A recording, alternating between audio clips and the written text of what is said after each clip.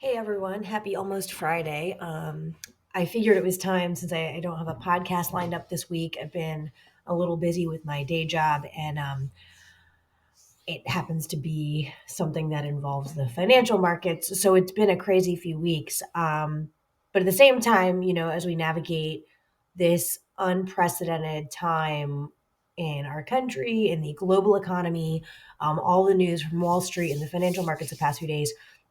Um, the more I absorb the news and I look at the data and I think just what the long term implications of this are, um, I'm getting incredibly concerned about what kind of future this administration is shaping for our children. I'm starting to think and I'm starting to see in so many different areas of my life that, um, you know, uh, we've been kicking the can down the road on policies and certain issues for a long time. Um, and, the system or the status quo is really breaking apart. Obviously, we saw that when Trump was initially elected. There's a huge number of people in this country that feel the way our system has been working is not working for them. And all you have to do is look at economic inequality in the country and you know exactly where this is coming from, right? I get it. I get it. And that's not to say that our system is perfect. It is certainly not. We need to improve it. Um, but there are clearly people who think, well, I haven't benefited anyway. I'm struggling. Let's just break it all apart. And that's really what we're seeing, right? I mean, this past week, was, I think, the first time I've seen every economist and every market commentator I follow agree and have a singular view that our president was single-handedly destroying the global economy and no one can make sense of why. So I figured it might be helpful just to share a couple things that I'm thinking about because I've been having a lot of individual conversations that people have seemed to find value in. And I just kind of want to put this out there. And I know I typically try to stay very focused on an issue and tell you what you can do about it, but I'd be remiss if I didn't put together some type of commentary on the grave fear I'm having for what the future could look like for our children if the current dynamics we see playing out continue without any check from Congress. Because I think um, regardless of the fact that Trump has now issued this 90-day pause and it seems to have stopped the bleeding to extent. Um, Maybe, like if you just cut off a limb and you just left it hanging completely untreated, that's where the markets were before this tweet yesterday. And this morning, like there's a bandage on it, but we need a doctor to kind of come and I mean that's I guess the analogy I would say and feel for where we are. um I mean, like, my first question is like, what's really happening in our economy? Who is in charge and who's gaming the system? There are so many speculations this morning about, Trump's initial tweet yesterday saying now's a great time to buy. And then the markets, and then later, when the markets didn't listen to that tweet, he tweeted that he was going to put a pause on this 90-day tariff nonsense, even though, let's be clear, there are still baseline tariffs of 10%. Costs are still going to go up. But anyway, there's a lot of speculation about like, what was this all about? Um, his advisor, Stephen Miller, said this was the greatest economic master strategy from an American president in history. Yet I don't know anyone in the markets who um, feels that way. No one's agreeing with that. I don't know why, but by what measure they thought this was um, good for anyone. This has been absolutely catastrophic, unless you happen to actually listen to the president yesterday and just blindly follow his tweet and buy, right? Which no one was doing because there was no reason to. Um, but he happened to be in the office with Charles Schwab, and then um, apparently he said that that guy made 2.5 billion. Like I don't know, but here's one problem. It's like the president and his inner circle and the people in his orbit, they're just not normal people. The president's not a normal person. I remember, when he first was elected, and I was pregnant, and I'd had like a really bad day at work one day, and I came home and I was really pregnant and uncomfortable, and I'd had a terrible day at work, and I just like needed to eat something. I threw like a microwave meal in the microwave, and I'm just like sitting eating it for dinner. And I was so exhausted and I felt like such garbage. And I look up at the TV and here's this guy just like talking about America and talking about what he's going to do. And I'm like, this fucking guy has no idea what my life is like right now. This guy's never eaten a microwave meal. He's never just had like a bad day at the office that he just has to go to every day because he just needs to feed his family. Like he doesn't know what that's like. None of these people that he's surrounded himself really know. I don't think any of them know what that's like. It perplexes me that JD Vance seems to be the super elitist now. And he talks about fighting on behalf of the working class, but like everything they do attacks workers. Like none of this is good for workers in America. None of this is good for any of us. And they don't really seem to have any empathy or care for the real damage they're causing. Um, and I think like the lack of seriousness that they have brought to this situation and just this absolutely perplexing, the tariff equation itself is laughable. Like everyone knows it was laughable. No one still knows how that equation came to be. Certainly no expert can make any sense of it. The lack of seriousness they have, the overt nature, it seems, of Trump, like dictating policy by tweet, like making policy announcements over Twitter, knowingly moving markets or trying to move markets. I mean, there was a CNBC interviewer yesterday who asked a member of the administration, was that market manipulation when he tweeted that people should start to buy? It's a great time to buy. I mean, it's so inappropriate. And here, is a great quote. Justin Wolfers, an economist at University of Michigan, has been talking a lot about this, about the lack of credibility our system is suffering, right? I mean, our system has been revered around the world as a really efficient system of capital markets, of financial markets. Um, say what you will about laissez-faire and the invisible hand of the market, but I mean, for the most part, our functions are highly our markets are highly functioning because we haven't until now had a president who was so overtly manipulating them in such a dangerous way. And Justin Wolfers points that out really plainly here. You know, that credibility is scarce and valuable, and the worries that a treasury without credibility will be much less effective when a true crisis hits. And also, what does it do to our standing in the world? Um, Earlier this week, I've been watching the treasury markets because if you've worked in finance, or even if you haven't, you've probably heard about them recently because that's kind of like the safe haven people go to when you're a hedge fund and you have a ton of um, you need liquidity, right? If you're in a really, really down market and you're running a fund and you need liquidity, the treasury market's usually where you can go. It's a safe haven. Um, Investors, right, that are skittish about volatility or the markets tend to go to treasuries. You earn some type of a return. It's not as much as you can make if, the stock market has a huge upswing, but tons of people just generally hold treasuries as a safe asset. So when those markets start to show weakness, that's a very concerning thing because that's supposed to be the stable place. And there's a ton amount of international activity in those markets. Um, People around the world, investors around the world, other governments hold treasuries because it's been viewed as a safe place to have your money. Our markets have been respected and revered for having integrity, transparency. Yes, there are blips, but more or less they correct. And there hasn't been any question over whether a president or a key figure was so blatantly gaming the system. So if people don't trust us, then what happens?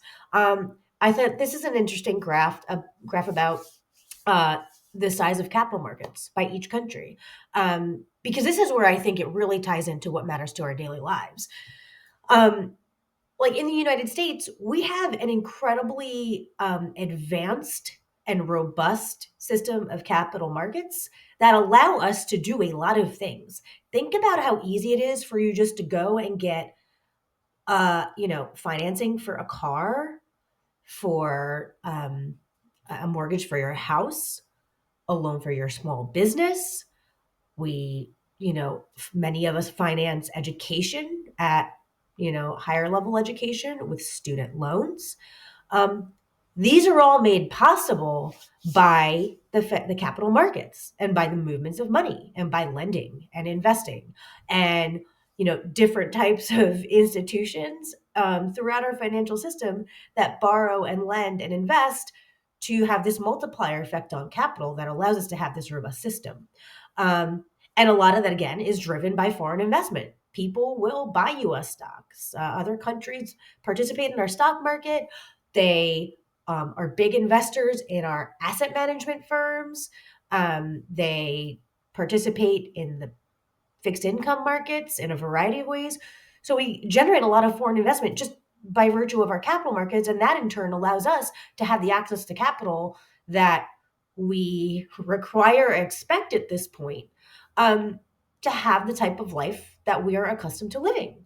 Um, but if we now have a economy that is seen to be run by someone who has no idea what they're doing, they have suspicious motives, if people think that there is gaming of our system and our system is not trustworthy or reliable, if they think that perhaps there is a massive risk in our system because of these things, I could see a situation where we have the size of our capital markets collapse.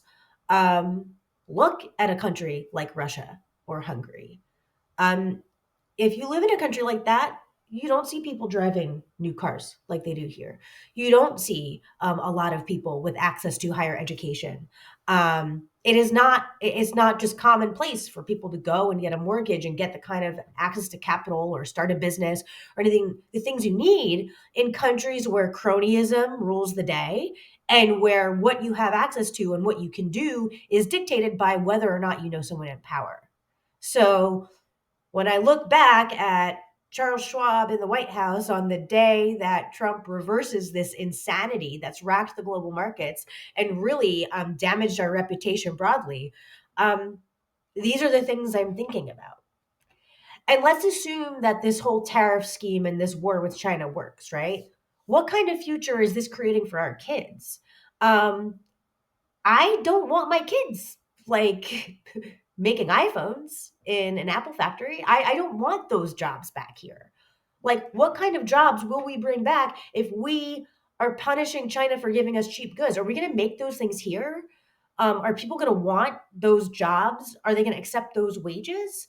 If not, if we're going to demand fair working conditions for the Apple factories in our country and that pay a livable wage, that stick to like a 40-hour work week? Are we going to allow them to unionize and have health benefits?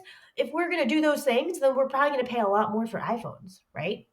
Um, Immediately, you think about Foxconn and the workers that were killing themselves in those factories because the conditions were just awful. So like I can't wrap my head around the idea that we want to bring those jobs back here, and that we're going to disrupt global trade. In fact, I am careful about what I buy because I think sweatshops are terrible, and I sometimes do pay a little bit more for goods that I know were made ethically. Why do people pay so much for Patagonia products, right? It's a great brand. The products are incredibly well made. They're great for the planet. It's just a great company. So again, I mean, this is all stuff that matters. And like, what kind of future are we building if we're going to induce this trade war to bring back jobs that left here for a reason in the first place, right? We saw globalization take off and expanded trade because our economy has become highly developed in the services industry, right?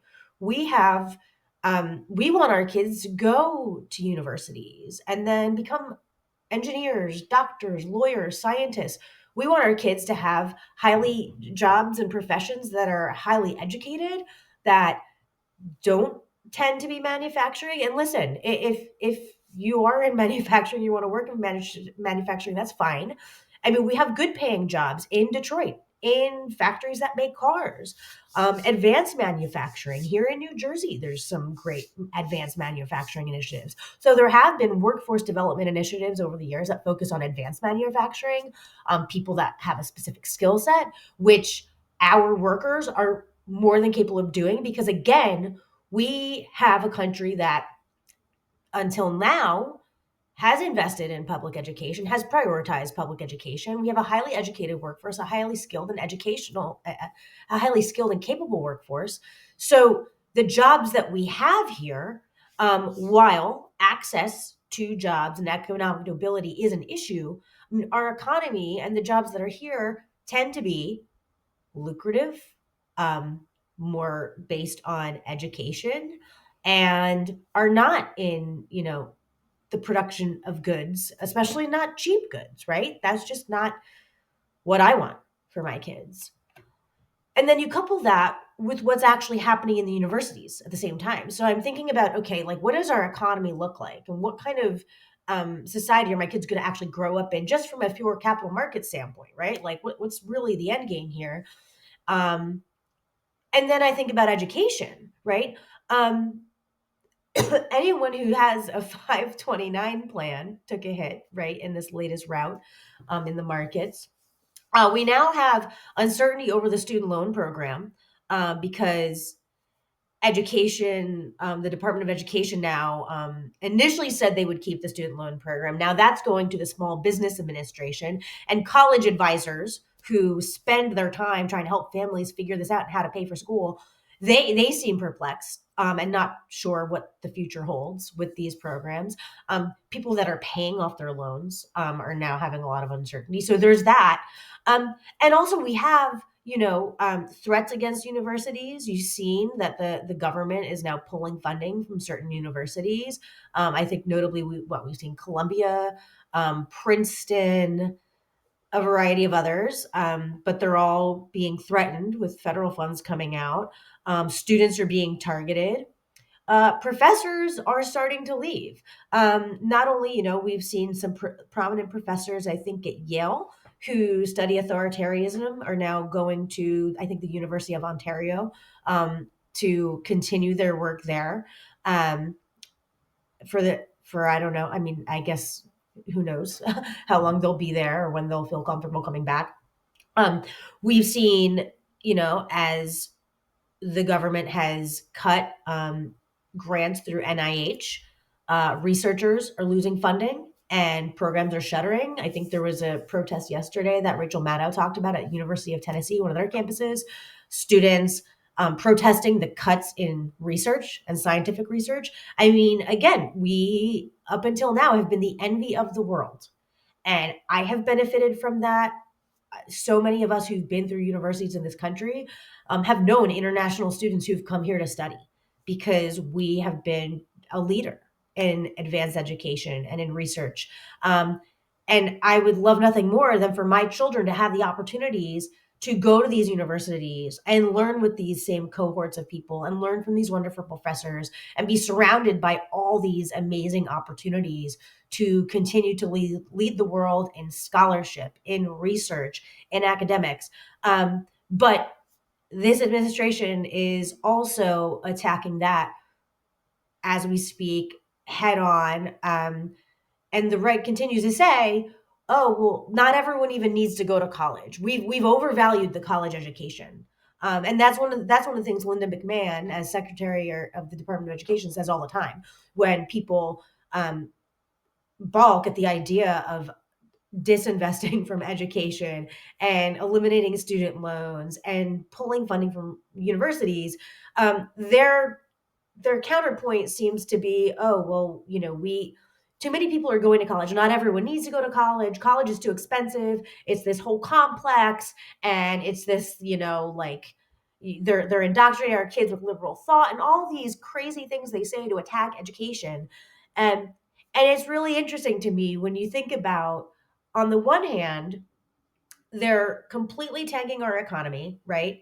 Um, the last week has thrown so much uncertainty for everyone that runs a business, that just lives in a community of small businesses, that works for a large company that is pulling back funding. I mean, so many things are uncertain, right? So they're willing to do all that in the name of bringing back jobs that we outsourced in the first place because no people here don't want them.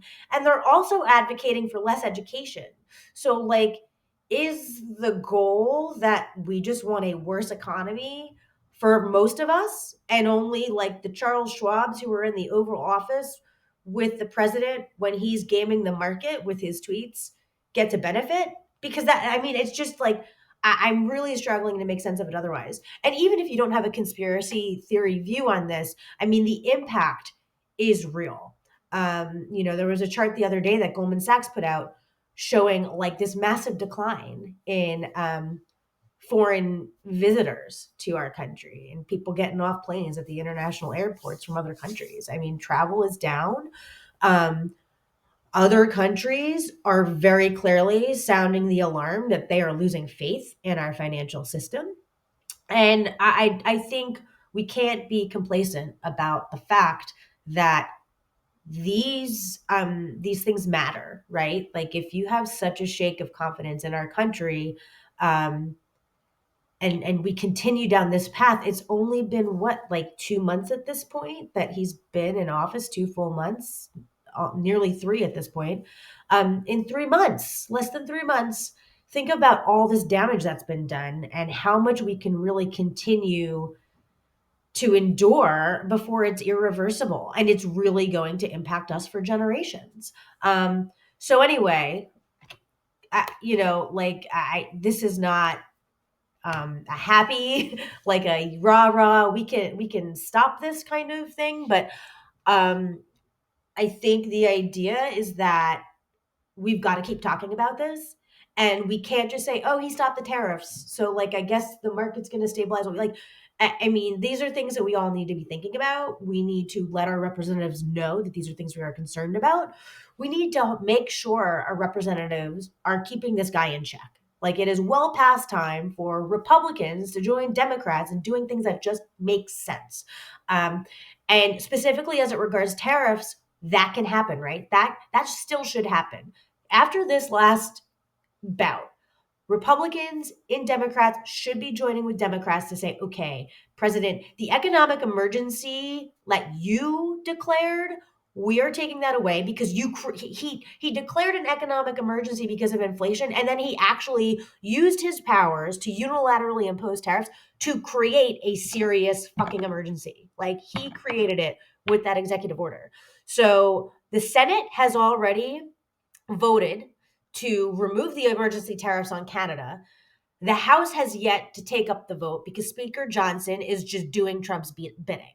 Um, Republicans this past week with the market moves, there were as a hearing where there are comments from Republican senators very clearly not happy about the situation. It seemed like there could be some bipartisan effort in the Senate to put a check on Donald Trump on this one.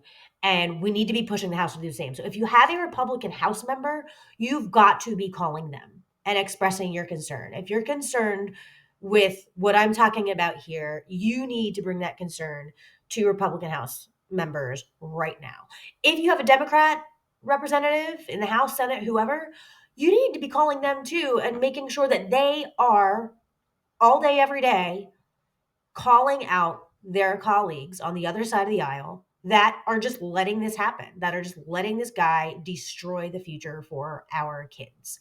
Um, I didn't go to the April 5th protest last week. I had a birthday party with my kids and the weather stunk and I was tired. But these are things we can all do, especially as busy parents. Talk to your parent friends, get them fired up. If you can't make a call during the work day, send an email. Do what you can to just continue to talk about this and make your voices heard. Take to social media, whatever it is, because this is really, I think, our last chance to try and get a check on the insanity and hopefully limit the harm that can be done, at least until midterms the next couple of years. All right. Thank you. Have a great weekend. Get some rest, but also make some noise whenever and wherever you can.